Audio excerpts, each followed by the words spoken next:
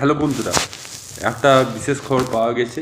এই খবরটা কতটা সত্যি কতটা মিথ্যে জানি না, তবে শুনছি নাকি বাংলা সিনেমা বহুরূপী হিন্দিতে রিমেক হতে যাচ্ছে। আর এটা নাকি ফারহান আখতার এই ফিল্মটাকে রিমেক তৈরি করবে। শুনে কথাটা ভালো লাগলো, এবং কতটা সত্যি কতটা মিথ্যা আমি জানি না। চারিদিকে এটা নিয়ে ভিডিও হচ্ছে, আর যদি হয়ে থাকে তো খুবই ভালো খবর।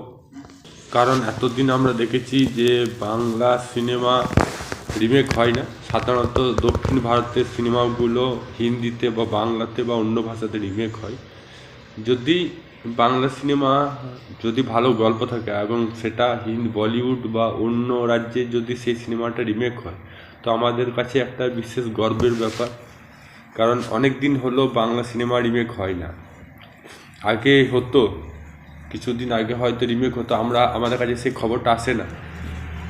আগেও হতো, সাদা কালো যখন যুগ ছিল তখন বাংলা সিনেমাটা হিন্দি রিমেক করতো। বাঙালি ডিরেক্টরই যখন হিন্দি সিনেমা করে তখন ওই বাংলা সিনেমাটা রিমেক তৈরি করে। এবার অনেক দিন পর একটা সুপারহিট ফিল্ম সেটা রিমেক হবে, তো আমাদের কাছে খুবই ভালো ব্যাপার। এতে আপনাদের মতামত কি সেটা কমেন্ট বক্সে লিখে জানান। ভিডিওটা ভালো লাগে লাইক করুন, channel subscribe all button press করুন। আবার দেখা হবে নতুন কোনো ভিডিও নিয়ে।